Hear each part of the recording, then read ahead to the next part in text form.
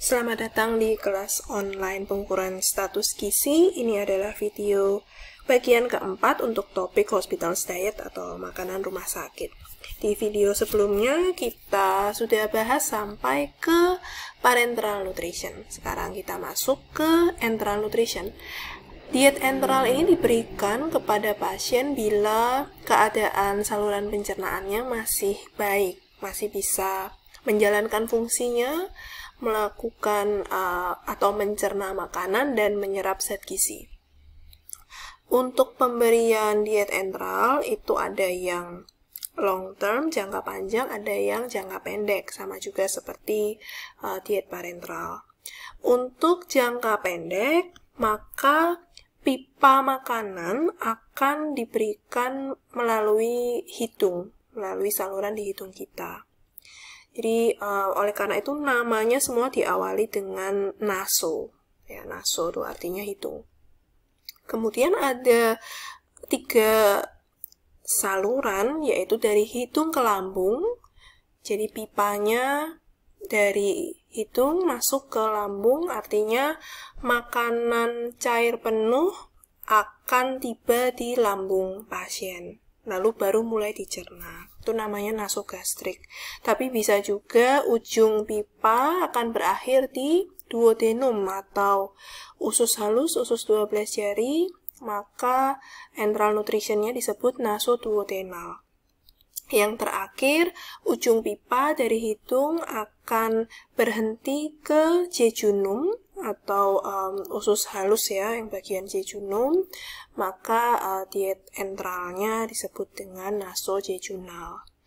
Untuk enteral nutrition atau diet enteral yang diberikan jangka panjang, maka pipa tidak akan dilewatkan ke saluran hidung melalui hidung pasien, tetapi akan diberikan langsung ke lambung atau ke usus halus. Namanya gastrostomi atau jejunostomi. Berarti ada proses operasi kecil di sana.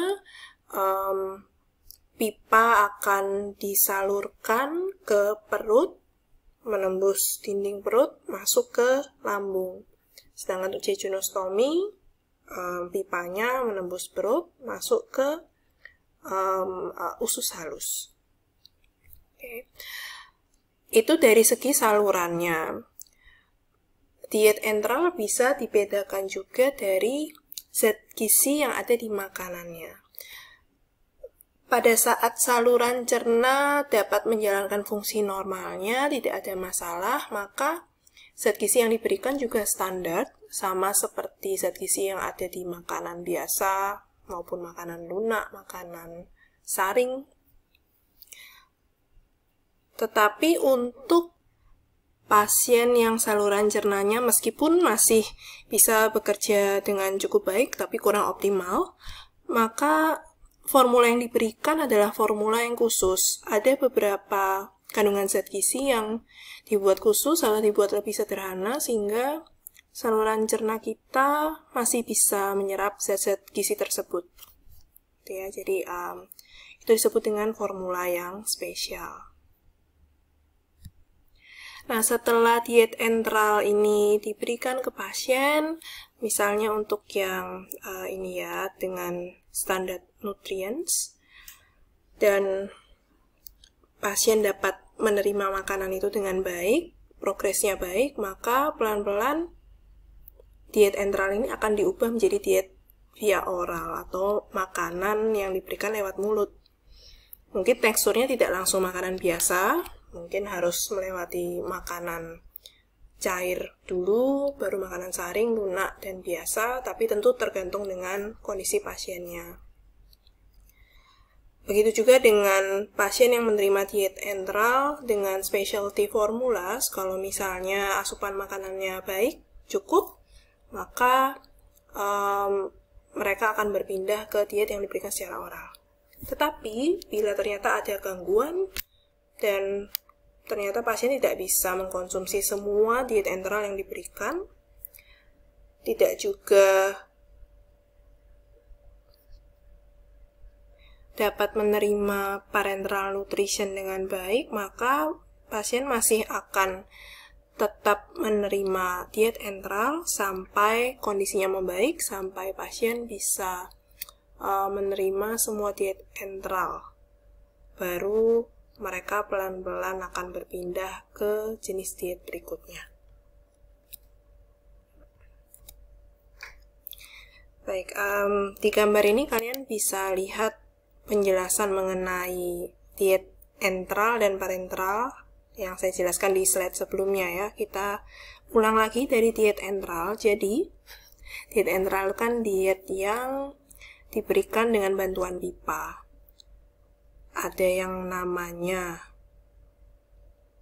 nasogastrik, berarti pipanya masuk dari hidung sampai ke lambung.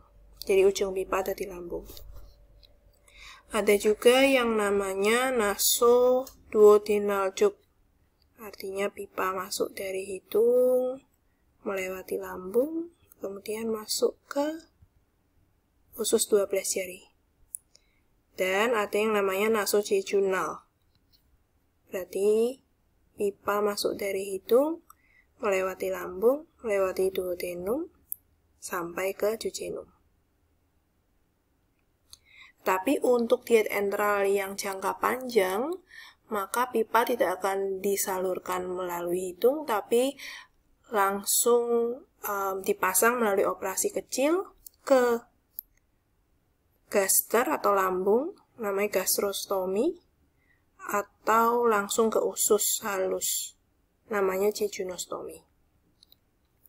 Untuk diet parenteral itu adalah diet yang langsung disalurkan ke pembuluh darah kita, langsung ke sirkulasi darah. Ada yang namanya peripheral parenteral nutrition. Ini adalah untuk diet parenteral yang jangka pendek. Maka zat-zat gizi yang ada di cairan infus ini akan disalurkan ke pembuluh darah perifer. Biasanya ada di tangan. Tapi untuk diet parenteral yang diberikan dalam jangka waktu panjang, maka kita tidak bisa memberikan infusnya ke pembuluh darah yang perifer karena nanti akan banyak terjadi masalah di sini kalau terlalu lama. Maka infusnya itu akan langsung disalurkan ke aorta, ke pembuluh darah yang paling besar, langsung ke jantung. Jadi biasanya ada di daerah ini, leher atau dada. Oke, sedangkan satu lagi yang belum saya jelaskan, ini. Jadi ini tentunya jenis diet yang lain selain enteral dan parenteral adalah via oral. Jadi langsung makanan apapun itu bentuknya masuk ke mulut melalui saluran cerna. Baik, jadi diet enteral adalah metode pemberian zat gizi melalui saluran pencernaan. Biasanya menggunakan pipa makanan, meskipun ada juga orang yang menyebut diet enteral untuk makanan cair penuh yang diberikan lewat mulut. Tapi biasanya diet enteral itu selalu menggunakan pipa makanan. Tujuan dari diet enteral ini untuk memacu sekresi enzim pencernaan, mencegah atrofi fili usus, menghambat pertumbuhan bakteri dan translokasi bakteri. Mengapa tujuannya seperti ini? Untuk beberapa situasi pasien di rumah sakit, mereka itu menunjukkan gejala tidak mau makan maupun tidak bisa makan karena tidak sadar. Pada saat seseorang tidak sadar, tidak mau makan, artinya kan tidak ada kegiatan memasukkan makanan ke mulut, mengunyah, menelan, tidak ada proses makanan melalui saluran pencernaan. Kalau ini tidak diusahakan hanya karena pasiennya pingsan, tidak sadar atau tidak mau makan, maka saluran pencernaan seseorang itu jadinya tidak terpakai, lama-lama fili usus mengalami atrofi. Enzim pencernaan tidak akan keluar lagi karena tidak ada rangsangan dari makanan yang masuk ke saluran cerna. Hal-hal ini dapat menyebabkan penurunan sistem imun karena jadinya barier yang ada di usus halus kita terhadap benda asing di luar akan berkurang.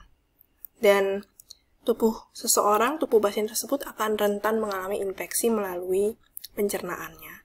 Sehingga mau tidak mau kita harus mengusahakan supaya ada makanan yang lewat ke saluran cerna. Oleh karena itu, muncullah metode pemberian makanan lewat pipa. Jadi meskipun pasien tidak bisa mengunyah, menelan, tidak sadar untuk makan, tapi tetap ada makanan yang masuk ke saluran cernanya, jadi saluran cerna dia aktif untuk melakukan gerak peristaltik, mendorong makanan, mengabsorpsi zat gizi. Oke, satu hal lagi yang perlu diperhatikan di diet enteral adalah kecepatan pemberian makanan melalui pipa. Jadi ada yang namanya bolus, bolus intermittent, dan continuous. Bolus artinya satu porsi makanan cair tersebut diberikan dalam periode waktu pendek. Kalau bolus intermittent, pemberiannya itu menggunakan prinsip gravitasi. Jadi biasanya formula diberikan selama 30 menit setiap 3-6 jam. Kalau continuous berarti makanan itu diberikan selama 24 jam, biasanya melalui tetes. Ya, ini biasanya diberikan untuk pasien yang tidak dapat menoleransi makanan enteral secara bolus maupun bolus intermittent. Untuk kecepatannya biasanya 10-25 ml per jam setiap 8-24 jam. Baik. Untuk diet enteral ini merupakan bagian rutin dari asuhan gizi pasien. Misalnya pasien yang kurang energi protein dengan asupan energi defisit selama 5 hari. Atau pasien yang mengalami disfagia berat pada orang-orang yang mengalami stroke atau tumor otak. Disfagia itu adalah ketidakmampuan menelan makanan. Untuk kontraindikasi dari enteral ini adalah pasien-pasien yang mengalami penyumbatan di saluran cerna, di ileus, atau kalau mengalami pendarahan saluran cerna berat, diare berat, maka mereka tidak bisa diberi diet enteral. Kalau sudah ada masalah di saluran cerna, langsung diet diberikan secara parentral. Untuk enteral formula itu dibedakan menjadi 3, yaitu standar, elemental, dan specialized. Enteral formula ini sebetulnya mirip dengan penjelasan formula rumah sakit dan formula komersial. Tapi pembedaan menjadi 3 jenis ini berdasarkan dengan kandungan zat gizinya.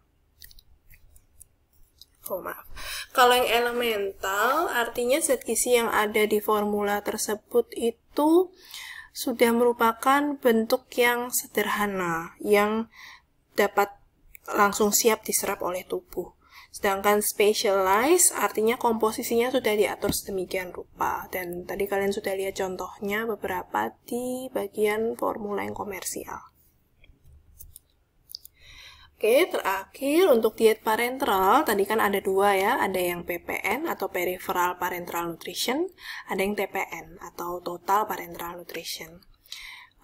PPN diberikan dalam jangka waktu pendek, karena makanannya diberikan ke pembuluh darah yang perifer, pembuluh darahnya itu kecil, maka konsentrasi atau osmolalitas dari cairan tidak bisa besar-besar. Maka larutan yang hipertonik itu dapat menyebabkan peradangan di pembuluh darah.